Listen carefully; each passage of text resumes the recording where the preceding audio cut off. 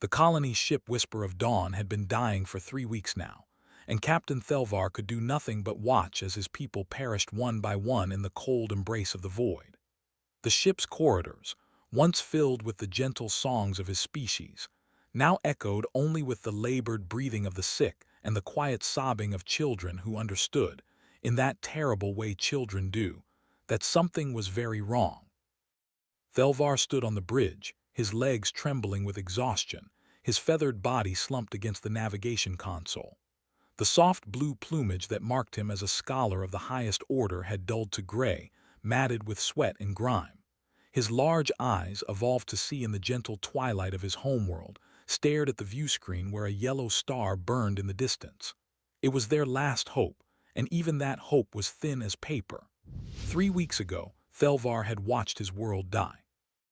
The Kresh Empire had come without warning, their war fleet blotting out the sun as it descended on the planet Vakros. The Vakran had been a peaceful species for 4,000 years, their society built on art, philosophy, and the pursuit of knowledge. They had no weapons that could stand against the Kresh Armada, no warriors trained for such brutality. Within 6 hours, the bombardment had begun. Within 3 days, 4 billion Vakran were dead, their cities turned to glass, their libraries burned, their children scattered like ash on the wind. Only the Whisper of Dawn had escaped, a colony ship that had been in orbit during the attack. Thelvar, who had been preparing for a peaceful mission to establish a research outpost on Vakros's third moon, found himself instead loading every survivor he could find into the cargo holds. 127 souls, all that remained of a civilization that had stood for millennia. He had jumped blind into the black, choosing a random vector away from the Kresh fleet, and by pure chance had found himself heading toward the region of space that every galactic chart marked in crimson, the Forbidden Zone. For 3 generations, the galaxy had avoided this sector. 60 years ago, the Galactic Council had sent probe ships to explore what appeared to be a promising yellow star system. The probes had vanished. Survey vessels were dispatched. They too disappeared without a trace, their transmissions simply ceasing as if swallowed by darkness itself. The Council had declared the region forbidden and moved on. There were millions of stars in the galaxy. One haunted sector was easily avoided, but for the Vakran there was nowhere else to go. Behind them, the Kresh hunter-killer ships prowled the trade lanes, searching for survivors. To either side lay Council space, where the governments had already made it clear they would not risk war with the Kresh Empire over a functionally extinct species. The Forbidden Zone was their only option, and even that was less a choice than a final desperate roll of cosmic dice. Now, as the Whisper of Dawn limped toward that yellow star, her engines stuttering and misfiring, her life support systems failing one by one, Thelvar wondered if perhaps the probes had been right to fear this place. Perhaps they would simply vanish as those others had, winking out of existence as if they had never been at all. It would almost be a mercy. At least the children would stop suffering. The ship shuddered, and alarms blared across the bridge. The primary power coupling had finally given up, and they were running on emergency batteries now. They had perhaps 6 hours of life support remaining. The yellow star loomed larger on the viewscreen, and Thelvar could see planets now, small dots orbiting the distant sun. One of them, the third from the star, shone blue and green, swirled with white clouds. A living world. "We die running or we die trying," Thelvar whispered to himself, his voice hoarse. Perhaps there is mercy in the unknown. He did not know that at that very moment on the far side of the solar system, humanity was watching. The Terran Deep Space Station Sentinel-7 hung in the black beyond Neptune's orbit, a silent watchman at the edge of the abyss. For 60 years, stations like this one had maintained humanity's great secret, the elaborate deception that had hidden Earth from the galaxy's eyes. The sensor network was sophisticated, powerful, and until today had worked flawlessly. Every probe that entered the system was redirected by false readings. Every scan from distant civilizations returned null results, showing Sol as nothing more than a lifeless yellow dwarf with barren rocks in orbit. Commander Jack Reeves had been stationed on Sentinel-7 for 3 years, and in that time, he had never seen a genuine contact. The 52-year-old veteran had gray in his beard and scars from the incident that had sent humanity into hiding, and he preferred the quiet tedium of deep space watch to the alternative. He sat in the command chair nursing his fourth coffee of the shift when the alarms began to scream. Contact! Ensign Patel shouted from the sensor station, her voice cracking with surprise. Unknown vessel bearing 273 Mark IV, distance 800 million kilometers and closing. Reeves was out of his chair before she finished speaking, his coffee forgot. How the hell did something get through the grid? I don't know, sir. It just appeared on our screens. It's inside the network perimeter. Reeves leaned over her shoulder, studying the readings. The contact was small, perhaps 200 meters long, and it was moving erratically. Its energy signature was all wrong, fluctuating wildly. As he watched, the ship's trajectory wobbled, correcting itself clumsily. That ship is dying, Reeves said quietly. Pull up a tactical analysis. The computer rendered its verdict in seconds. Radiation leaking from damaged engines, life support operating at minimal capacity, structural integrity compromised in at least 7 locations. The vessel was heading toward Mars on what appeared to be a desperation course, probably hoping to find something, anything that might save whoever was aboard. Get me Luna Command, Reeves ordered. Priority 1, and bring the station to high alert. I want every system online and every crew member at their post 5 minutes ago.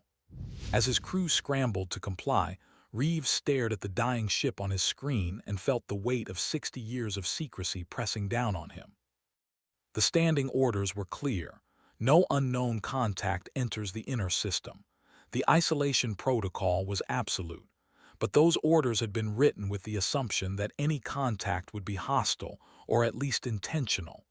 This ship wasn't invading. It was begging. At Luna Command, deep beneath the gray dust of Earth's moon, Admiral Marcus Webb was in a meeting when the alert came through. The 67-year-old admiral had been in charge of Terran defense for a decade, and in that time he had prepared for every contingency he could imagine. Invasion, first contact, diplomatic overtures, even the return of the Galactic Council with apologies and offers of friendship. He had not prepared for refugees. Webb dismissed his staff with curt efficiency and pulled up the data from Sentinel-7 on his private screen. He studied the readings for a full minute, his weathered face impassive, his mind racing through implications and possibilities. Then he opened a channel to Commander Reeves. "Commander, this is Webb. What's your tactical assessment?" Reeves's voice came through crisp and professional. "Sir, that ship isn't a threat. It's barely holding together. Best guess, they jumped blind into the system running from something and don't even know we're here. And if they do know we're here, then they're the worst invasion force in the history of warfare, sir." Webb allowed himself a thin smile. "Fair point. Hold your position, Commander. I'm convening an emergency council. Whatever we decide, I want you ready to move in 30 minutes. Understood, sir. Sentinel-7 standing by." Webb closed the channel and sat back in his chair, his fingers steepled in front of his face. For 60 years, humanity had lived by one rule: stay hidden. After first contact with the Galactic Council had ended in violence, after the Council's peacekeepers had fired on Earth's diplomatic vessel and killed everyone aboard in what they called a regrettable misunderstanding, humanity had made a choice. They could fight a galaxy that feared them, or they could disappear. They had chosen disappearance, building a sensor network that made Sol invisible, scrubbing their presence from galactic records, becoming nothing more than a ghost story whispered in the dark corners of space stations. Now something was dying on their doorstep, and Webb faced the question he had hoped never to answer. What price secrecy?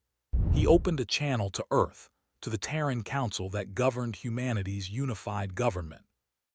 Within 15 minutes, holographic projections of the 7 council members materialized around his conference table. Webb wasted no time with pleasantries. "Ladies and gentlemen, we have a situation."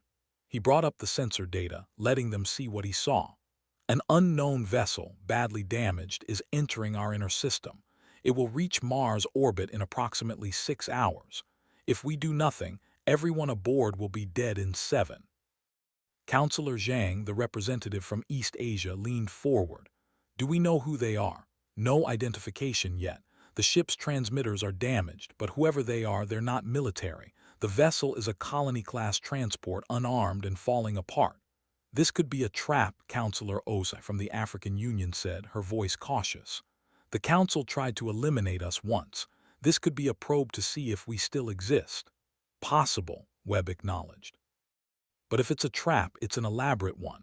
The damage readings are consistent across all our sensors. Either that ship is genuinely dying or someone went to extraordinary lengths to make it look that way. Counselor Petrov from the Russian Federation grunted. And if we help them, the galaxy learns we're here. Everything we've built, the safety we've bought with 60 years of silence, gone. Perhaps, Webb said quietly. Or perhaps the galaxy learned something else.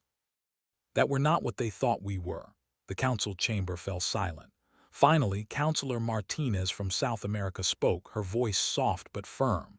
We didn't hide for 60 years to become what they feared. If there are people dying up there and we do nothing, then what are we? What have we become? Webb looked around the table, seeing the struggle on each face. They were afraid, and they had every right to be. The galaxy had tried to destroy them once. But he saw something else too, something that made him believe in humanity's future. I'm not ordering a rescue, Webb said. I'm asking for authorization to offer help. If they refuse, if it's some kind of trick, we'll deal with it. But I won't let people die in our space without at least trying to save them. That's not who we are. One by one, the counselors nodded. The vote was unanimous. 32 minutes after Reeves's initial report, the TDSS Mercy broke orbit from Luna and burned hard toward Mars, her engines flaring bright in the darkness. The Mercy was a fast response vessel, built for exactly this kind of situation, though her designers had imagined rescuing human colonists, not unknown aliens. Commander Reeves had transferred his flag to the Mercy, leaving Sentinel-7 under his executive officer's command. If this was going to be humanity's return to the galactic stage, Reeves wanted to be there to see it. The Mercy caught up with the Whisper of Dawn 3 hours later, matching velocity with the tumbling colony ship as it drifted past the orbit of Mars. Up close, the alien vessel was even worse than the sensors had suggested. Scorch marks covered the hull, evidence of weapons fire. Entire sections were vented to space, their bulkheads blown out.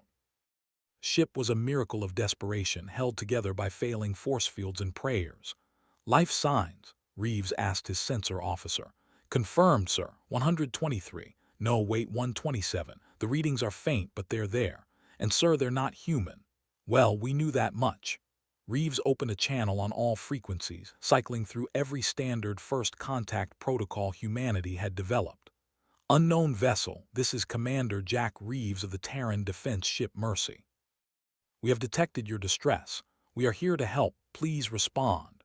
Silence answered him, broken only by static. Reeves tried again, running through 6 different languages and modulation patterns. Nothing. Their communications are probably dead, Lieutenant Vasily said from the tactical station. I'm reading multiple system failures across their entire ship. Reeves made his decision. Prep boarding teams. Full environmental suits, medical kits, and translation software. We're going in. 20 minutes later, Reeves led a team of 6 through the airlock they had burned into the Whisper of Dawn's hull. What they found inside would haunt them for the rest of their lives. Bodies lay in the corridors, covered with thin blankets, arranged with obvious care by people who had no more strength to move them. The aliens were unlike anything in humanity's admittedly limited database of galactic species. They were quadrupedal, covered in soft feathers that reminded Reeves of birds, with large eyes set in delicate faces. They looked fragile, beautiful, and utterly exhausted. The living ones barely reacted to the humans' arrival. They simply stared with those enormous eyes, too weak to flee, too traumatized to care. A child, no more than a meter tall, watched from a doorway as Reeves passed. The universal translator on his suit picked up a whisper. Are they the ones who killed us? Reeves stopped, his heart breaking. He knelt slowly, making himself small and non-threatening, and the child didn't run. Through his translator, he said carefully, No, little one, we're here to help. Can you take me to whoever's in charge? The child stared at him for a long moment, then turned and walked deeper into the ship. Reeves followed, his team spreading out to begin emergency medical triage. They found Captain Thelvar on the bridge, slumped over a console, his breathing shallow. When Reeves touched his shoulder, the alien captain jerked awake, his eyes wide with terror. "Please," Thelvar whispered, the translator rendering his words in broken English. "Please, we mean no harm. We are refugees. We have nothing. Just let us die in peace. Don't make it hurt." Reeves felt something crack inside his chest. This being thought they were here to finish what someone else had started. He removed his helmet, showing his face, letting the alien see his expression. "I'm Commander Jack Reeves. Nobody's dying today. We're getting you to safety." Thelvar stared at him, and Reeves watched comprehension slowly dawn in those alien eyes. Not comprehension of the words, but of something deeper. Recognition that perhaps, impossibly, someone had come to help. You don't want to kill us." "No," Reeves said firmly. "We want to save you, all of you, but we need to move fast. Can you help me get your people to our ship?" What happened next would become legend in both human and Vakran history.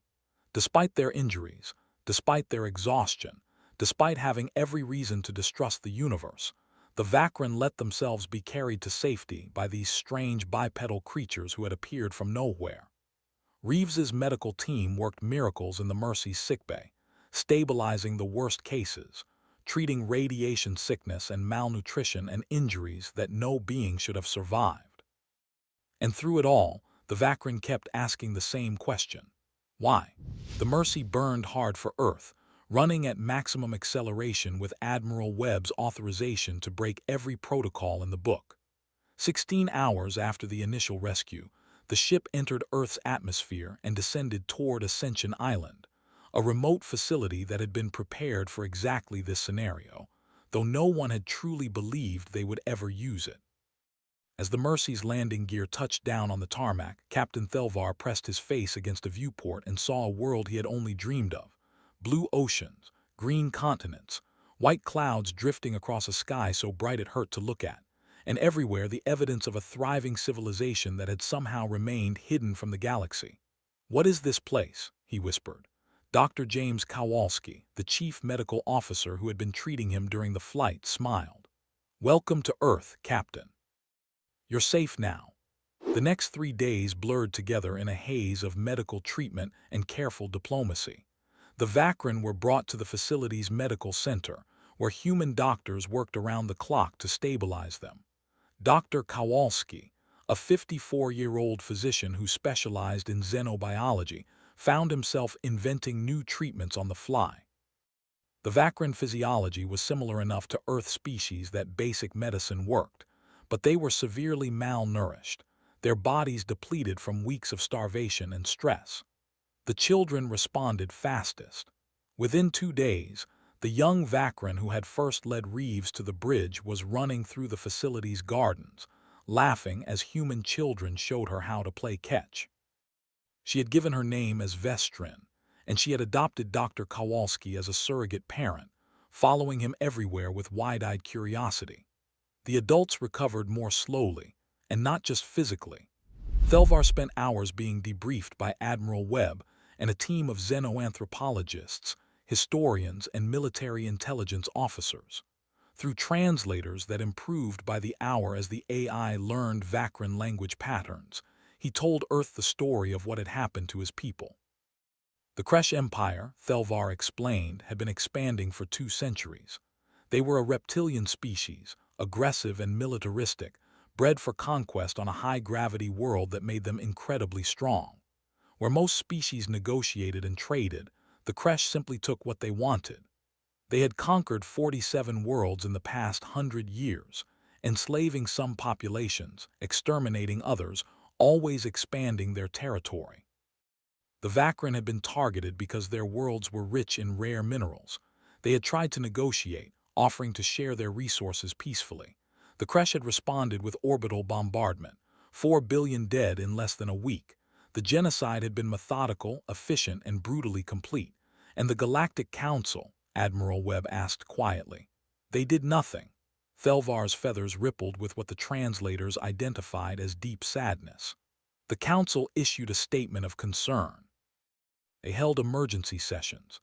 They debated sanctions, But the Kresh are powerful and the Vakrin were weak. We had no strategic value, no military alliances. In the end, the galaxy decided we were not worth a war. Webb sat back in his chair, his expression dark. Around the conference table, the human officers were silent, processing this information. The galaxy they had left behind 60 years ago had apparently grown more callous, more willing to overlook atrocity in the name of stability. "Tell me about the Forbidden Zone," Webb said. "How did you end up here?" "Desperation," Thelvar said simply. "The Kresh hunter-killer ships were pursuing us. Council space would not harbor us. The only direction left was into the sector you call the Forbidden Zone. We expected to die. Instead, we found you." He paused, his large eyes studying Webb intently. "But you are not on any galactic charts. There is no record of your species, no mention of this world. How is that possible?" Webb exchanged glances with his officers. They had known this question would come. "That's a long story, Captain, and if we're going to tell it, I think your people deserve to hear it too. Would you gather them? We have much to discuss." That evening, in the facility's main hall, Admiral Webb stood before 127 Vakrin refugees and told them about humanity. He explained First Contact, how Earth's diplomatic vessel had approached the Galactic Council with open hands and peaceful intentions.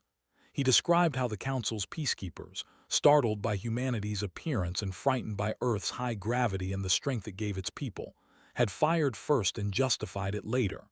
43 humans had died in that attack, vaporized in an instant by weapons meant to defend, not murder. The galaxy had apologized, called it a tragic mistake, offered reparations, but Earth had seen the fear in the Council's eyes, had read between the lines of their diplomatic messages. The galaxy saw humans as dangerous, as Deathworlders who were too strong, too aggressive, too unpredictable to integrate peacefully. So humanity had made a choice. "We disappeared," Webb said, his voice carrying in the quiet hall. "We built a sensor network that made our system invisible. We erased ourselves from galactic records. We've been watching the galaxy for 60 years, but we've never reached out.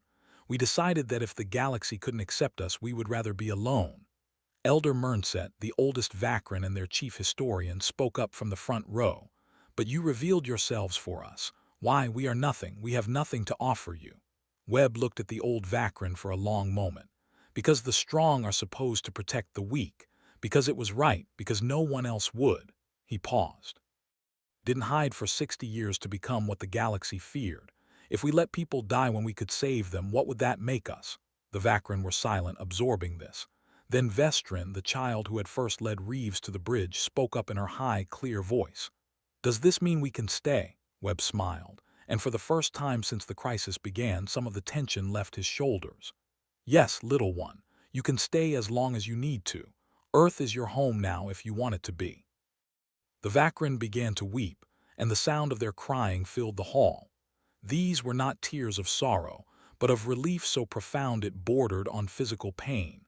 They had expected death, or at best, cold tolerance from a galaxy that had abandoned them.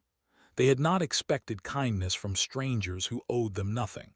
But humanity's generosity would be tested sooner than anyone expected. 3 days after the Vakrin's arrival on Earth, long-range sensors detected new contacts entering the outer solar system. Commander Patricia Hernandez, Reeves's replacement on Sentinel-7, watched the readings with growing alarm. 3 ships, military-grade, moving in a standard hunter-killer formation. Their energy signatures matched nothing in Earth's database, but their trajectory was unmistakable. They were following the Whisper of Dawn's warp trail, tracking the refugees who had dared to escape. "Get me Luna Command," Hernandez ordered, her voice tight. "And someone wake up Admiral Webb. We have company." The Kresh warships entered the inner system 12 hours later, their sensors sweeping across Earth, Mars, and the asteroid belt with obvious confusion. Commander Torgash of the lead vessel, the Endless Hunger, stared at his tactical displays in disbelief. The planet before him should not exist. His charts showed this system as empty, a lifeless yellow dwarf with nothing of value. Yet here was a world teeming with technology, with power readings that suggested a significant civilization. And somewhere on that world were the Vakrin survivors who had dared to flee the Empire's justice. Torgash was a career officer, bred for war on a world where the gravity crushed weaklings, and only the strong survived to adulthood. He had commanded hunter-killer squadrons for 20 years, and he had never failed to complete a mission. The fact that one small colony ship had eluded him for 3 weeks was an embarrassment he intended to rectify. He opened a broad-spectrum channel, broadcasting on all frequencies. Inhabitants of this world, this is Commander Torgash of the Kresh Imperial Navy. You are harboring fugitives from Kresh Justice. Surrender the Vakran refugees immediately, or you will be considered hostile to the Empire. This is your only warning. At Luna Command, Admiral Webb listened to the broadcast with cold fury. Around him, his senior staff stood at their stations, waiting for orders. On the main view screen, the 3 Kresh warships hung in space like sharks circling prey. Analysis, Webb asked quietly. Captain Diana Frost, his tactical officer, pulled up the data. Each ship is approximately 800 meters long, heavily armed. We're reading plasma cannons, missile batteries, and what appears to be a magnetic acceleration weapon. Shields are active and robust, sir. These are frontline warships. They're designed to take on capital ships and win. And our chances, Frost hesitated. Unknown, sir. We've never fought the Kresh. Our simulations suggest we could take one of them, maybe 2 if we get lucky. 3 is problematic. Problematic, Webb repeated, tasting the word. That's one way to put it. He looked around the command center, seeing the faces of men and women who had trained for this moment but never believed it would come. Options. We could surrender the Vakran, someone suggested quietly. It would maintain our secrecy and avoid a conflict we might not win. Webb turned to face the officer who had spoken, a young lieutenant whose name badge read Thompson. Lieutenant, if we surrendered refugees who came to us for protection, what would that make us? Thompson had the grace to look ashamed. I understand, sir. I withdraw the suggestion. Anyone else have thoughts? Commander Reeves, who had been standing silently in the corner, stepped forward. Sir, we have another option. We could reveal ourselves fully, deploy the fleet, and tell them exactly what will happen if they don't leave. We've been building ships for 60 years with no one to test them against. Maybe it's time the galaxy remembered why they marked this sector as forbidden. Webb considered this. Earth's fleet consisted of 15 capital ships, built in secret in the shipyards of Luna and Mars, designed with 60 years of technological advancement that the galaxy hadn't shared. Humanity had taken the weapons technology they understood from their brief contact with the Council and pushed it forward, innovating in isolation. They had railguns that could punch through any known shielding, directed energy weapons powered by fusion reactors, fighter craft that could pull maneuvers no other species could survive, but they had never tested any of it in real combat. Get me Captain Thelvar, Webb ordered. He deserves to know what's happening. 5 minutes later, Thelvar entered the command center, accompanied by Elder Mernset.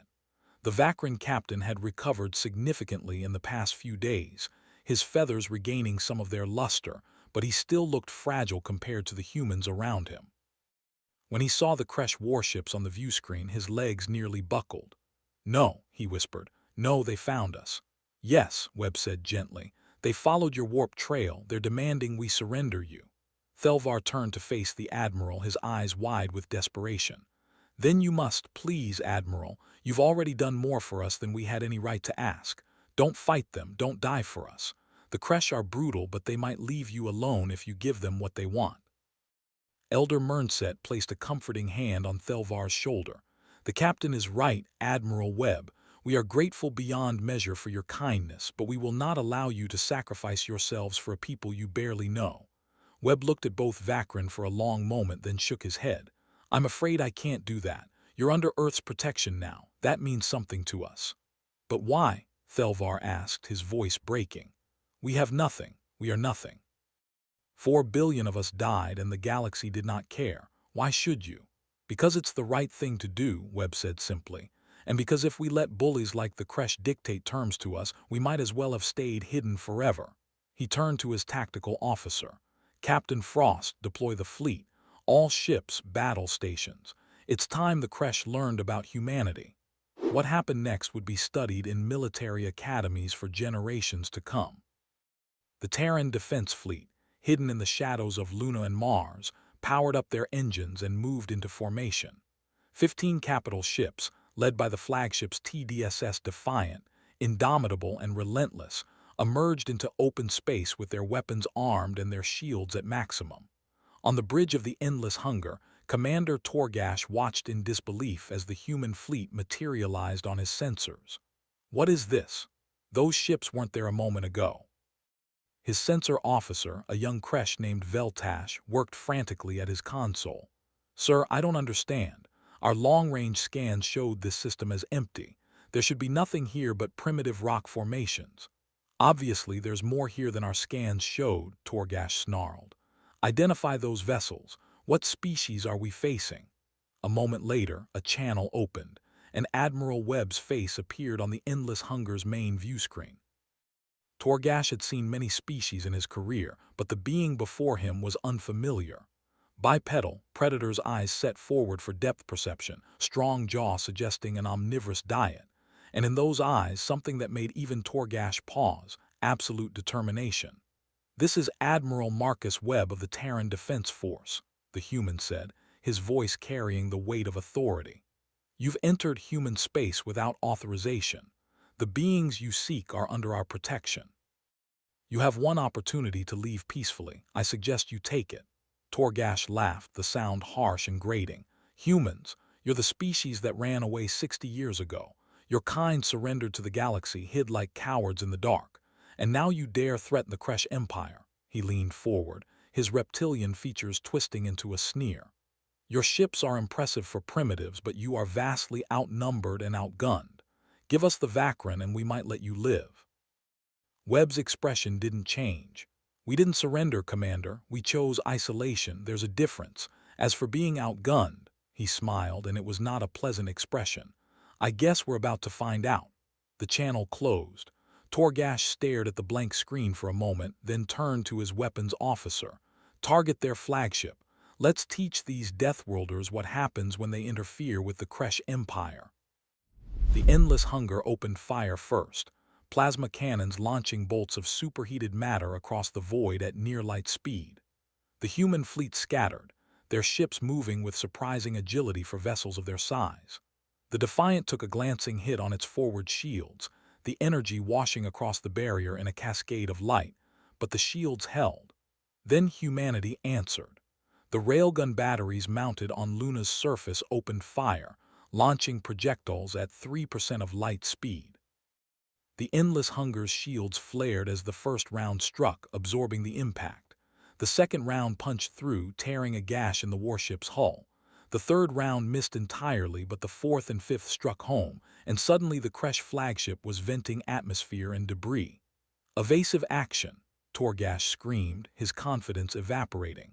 All ships return fire, target those orbital weapons. The battle dissolved into chaos. The Kresh warships were powerful, their weapons deadly, designed to destroy civilizations. But they had never fought humans before, and they quickly discovered that humanity's 60 years of isolation had not been wasted. The Terran ships moved like nothing the Kresh had ever encountered, pulling high-G turns that would have liquefied most organic species. Human pilots pushed their vessels to the limits of structural integrity and beyond, using every advantage their high-gravity evolution had given them. Commander Reeves led Red Squadron, a formation of 20 fighter craft, in a daring attack run on the Endless Hunger. The fighters were small, fast, and piloted by men and women who had trained their entire lives for combat they never expected to see. They swarmed the Kresh flagship like angry hornets, their directed energy weapons slicing through damaged sections of hull, targeting engines and weapon batteries. "This is Red Leader," Reeves called over the squadron channel. "Focus fire on the portside engine cluster. Let's cripple this thing." The fighters coordinated their attack with the precision of a surgical strike, and within minutes, the Endless Hunger's port engine exploded in a brilliant flash. The warship began to list, its trajectory degrading as it lost maneuvering capability. But the Kresh were not defeated yet. The second warship, the Crimson Fang, managed to get a firing solution on the TDSS Indomitable. Plasma cannons and magnetic accelerators fired in concert, overwhelming the human ship's shields. The Indomitable's hull breached in 3 places and the ship began to tumble. Captain Rodriguez, commanding the Indomitable, made a decision that would become legendary. With his ship dying and his crew evacuating to life pods, he locked onto the Crimson Fang and engaged his engines at full power. "This is Rodriguez," he broadcast on all channels, his voice calm despite the alarms screaming around him. "Indomitable is lost. I'm taking one of them with me, for Earth, for everyone who couldn't fight back." The Indomitable, all 700,000 tons of her, slammed into the Crimson Fang at a relative velocity of 300 kilometers per second. The impact was visible from Earth, a brief sun that flared and died in the space of heartbeats. When the light faded, both ships were gone, reduced to expanding clouds of debris. The third Kresh warship, the Shadow of Conquest, tried to disengage, its commander realizing too late that this was not the easy hunt he had expected. But the human ships pursued relentlessly, their weapons tearing into the Kresh vessel from multiple angles. Railguns, lasers, missiles, and even kinetic impactors launched from the asteroid belt converged on the fleeing ship. Admiral Webb watched from Luna Command, his heart heavy as casualty reports came in. 47 dead, including Captain Rodriguez and his volunteer skeleton crew, 3 ships heavily damaged, but the Kresh were broken. The Endless Hunger drifted near Jupiter, crippled and leaking. The Shadow of Conquest was surrounded, its engines dead, its weapons disabled. Webb opened a channel to the surviving Kresh ships. "This is Admiral Webb. Power down your weapons and surrender. You will be treated as prisoners of war according to the rules of civilized warfare. You have 30 seconds to comply." On the bridge of the Endless Hunger, Commander Torgash stared at the human fleet surrounding his dying ship. Half his crew was dead. His engines were destroyed. 2 of his 3 vessels were gone, one obliterated by a suicide run that no sane species would have attempted. And still the humans held their fire, offering mercy to an enemy who had come to kill.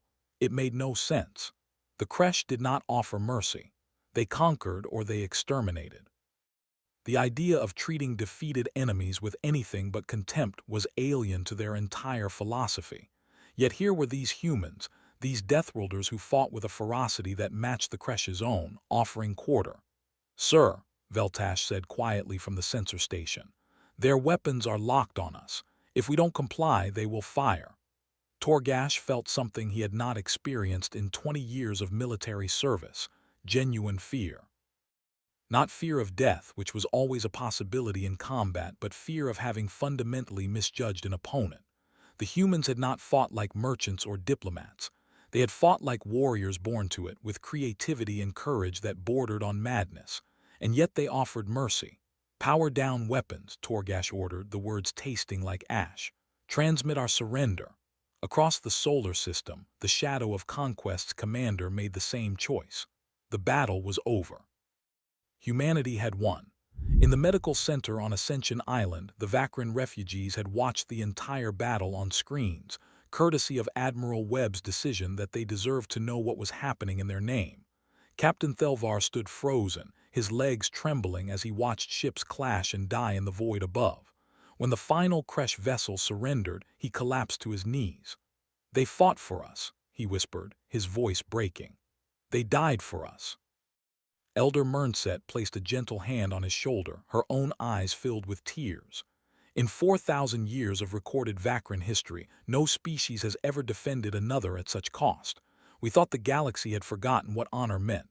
Perhaps we were simply looking in the wrong places." Vestrin, the young Vakran who had adopted Dr. Kowalski, tugged on the doctor's sleeve. "Does this mean we're really safe now?" Kowalski knelt down to her level, his own eyes damp. "Yes, little one. You're safe. The humans made sure of that." "But why?" Vestrin asked, the question that every Vakran had been asking since they arrived. "Why would they do this for us?" Kowalski smiled sadly. "Because that's what humans do, sweetheart. We protect those who can't protect themselves. It's who we are." The aftermath of the battle took weeks to process. The Kresh prisoners were interned at a facility on Luna, treated with medical care that shocked them. They had expected execution or slavery. Instead, they received food, water, medical treatment for their injuries, and housing that met galactic standards for prisoner welfare. Commander Torgash spent hours being interrogated by human intelligence officers, and with each session, his understanding of these strange beings deepened. "You could have destroyed us," he said during one session, speaking to a human colonel named Patterson. "When we were crippled, you could have simply finished us. Why didn't you?" Patterson, a career military officer with gray hair and a scarred face, studied the Kresh commander for a long moment. "Because we're not like you. We don't kill defenseless enemies. We fight when we must, and when the fight is over, we show mercy. That's the difference between warriors and butchers." Torgash absorbed this, his worldview cracking. "The Vakrin were defenseless. My empire did not show them mercy." "No," Patterson agreed quietly. "You didn't, and that's why we fought you. That's why we'll keep fighting anyone who preys on the helpless." The conversation was interrupted by an alert from Earth. Admiral Webb had made a decision, one that would change the course of galactic history. 3 weeks after the battle, Webb stood in the communications center at Luna Command, surrounded by his senior staff and representatives from the Terran Council.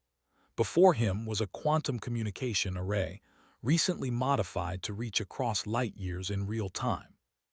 He had spent days crafting the message he was about to send, weighing each word, knowing that what he said next would determine humanity's future relationship with the galaxy. Captain Thelvar and Elder Mernset stood nearby, having been invited to witness this moment. The Vakrin refugees had been offered a choice: remain on Earth or seek refuge elsewhere in the galaxy. To a being, they had chosen to stay. Earth was the first place in their long ordeal that had felt safe, and many of them could not imagine leaving. Webb took a deep breath and activated the array, broadcasting on the emergency frequency used by the Galactic Council. His message would reach every major civilization within days. "This is Admiral Marcus Webb of the Terran Defense Force, broadcasting from the Sol system. For 60 years, humanity has maintained silence, hidden from the galaxy after our first contact ended in tragedy. We disappeared because we were told we were too dangerous, too unpredictable to integrate peacefully. We accepted that judgment and chose isolation over conflict." He paused, letting his words sink in. "But we can no longer remain silent. 3 weeks ago, Vakrin refugees fleeing genocide entered our space. They were pursued by Kresh warships intent on completing an extermination. We offered the Vakrin asylum. The Kresh demanded we surrender them. We refused." Webb's expression hardened.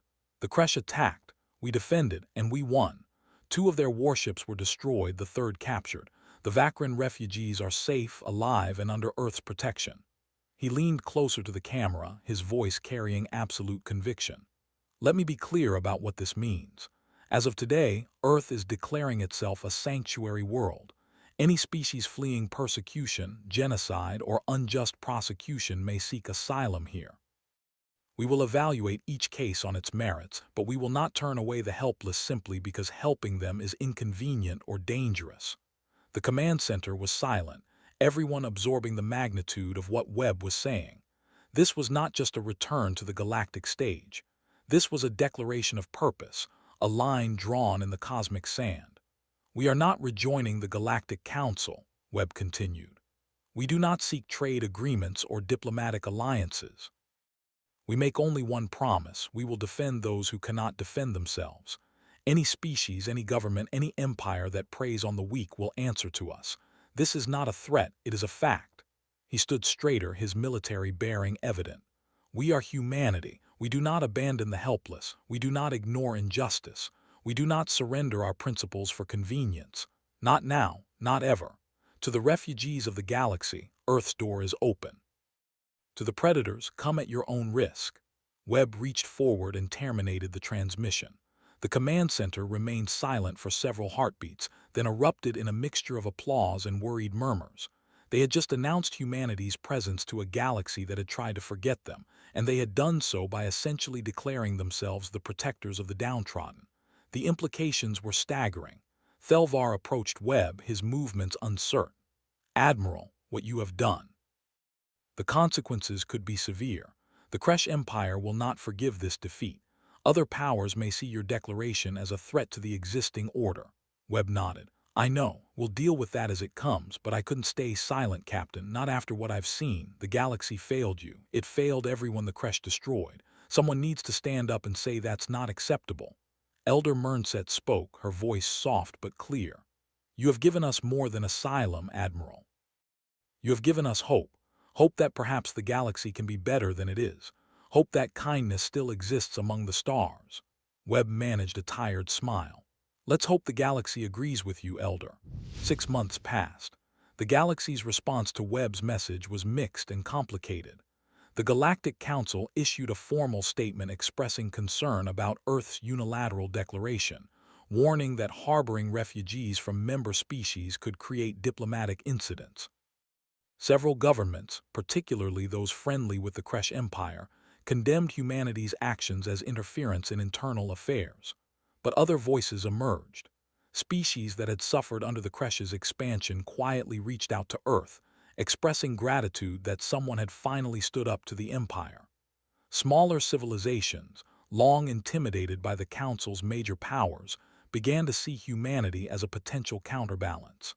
And slowly, refugees began to arrive. The first ship after the Vakran was a small vessel carrying 37 Kelthrin, an insectoid species fleeing religious persecution on their homeworld. Then came a transport with 112 Morphians, whose planet had been conquered and whose people faced enslavement. Within 6 months, Earth had granted asylum to over 2,000 refugees from 14 different species. The Vakran settlement in New Zealand's South Island became a model for integration. The refugees had chosen a location with low gravity relative to Earth's norm, making it easier for their physiology to adapt. With human help, they had begun building a new community, blending Vakran architecture with Earth materials. Vakran children attended schools alongside human children, learning Earth's languages while teaching their own. Cultural exchange programs flourished. Thelvar had taken on the role of ambassador, becoming the first alien to address the United Nations. His speech, delivered in halting but improving English, brought tears to many eyes. He spoke of loss and hope, of despair and salvation, of a galaxy that had forgotten compassion and a species that remembered. When we fled into the dark, he said, standing at the podium in New York, we expected death. We found instead a people who valued life over convenience, who chose courage over safety, who remembered that strength without compassion is merely brutality. Humanity saved us not because we had anything to offer, but because it was right. That is a rare thing in this galaxy. Perhaps it is the rarest thing of all. The speech was broadcast across Earth and through quantum channels to watching alien civilizations. The message was clear. Humanity was back, and they were not the monsters the galaxy had feared. But peace was fragile, and Earth's new role came with challenges. The Creche Empire, humiliated by their defeat, began amassing ships at the edge of human space. They did not attack, but their presence was a constant reminder that conflict could resume at any moment. Other powers watched carefully, evaluating whether Earth's military capabilities matched its bold words. Admiral Webb, now promoted to overall command of Terran defense, spent his days preparing for possibilities he hoped would never come. The fleet was expanded, new ships laid down in the orbital yards. Training intensified. Diplomatic channels were opened with species willing to talk to humanity, building a network of informal allies. Commander Reeves, promoted to captain and given command of the new TDSS Sentinel-class flagship, patrolled the outer system with heightened vigilance. Long-range sensors detected regular contacts now, ships approaching the solar system, some with peaceful intent, others probing humanity's defenses. Each contact was evaluated, each potential threat assessed.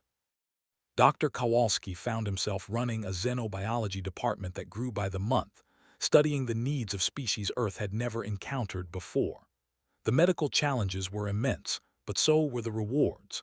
Vestrin, now healthy and thriving, often helped him in the lab, translating for newly arrived Vakran refugees and serving as a bridge between species. On a cool evening in early spring, Webb stood on the observation deck at Luna Command, looking down at the blue-green marble of Earth. The planet was no longer hidden, no longer alone. Ships moved in orbit, some human, some alien. Refugees from across the galaxy had found safety there, and more were coming. His communicator chimed. Captain Reeves's face appeared on the small screen. "Admiral, we have contacts. 7 ships, civilian configuration, entering the outer system. They're broadcasting on refugee frequencies, requesting asylum." Webb felt the familiar weight settle on his shoulders. 7 ships. Hundreds, perhaps thousands of beings fleeing something terrible, seeking the safety that Earth had promised to provide. Each arrival brought new challenges, new risks, new potential for conflict with the powers that wanted them returned or destroyed. "Bring them in, Captain," Webb said quietly. "We'll find room." Reeves smiled. "Understood, sir. Sentinel-7 is moving to intercept and provide escort." The transmission ended and Webb remained at the window, watching the stars.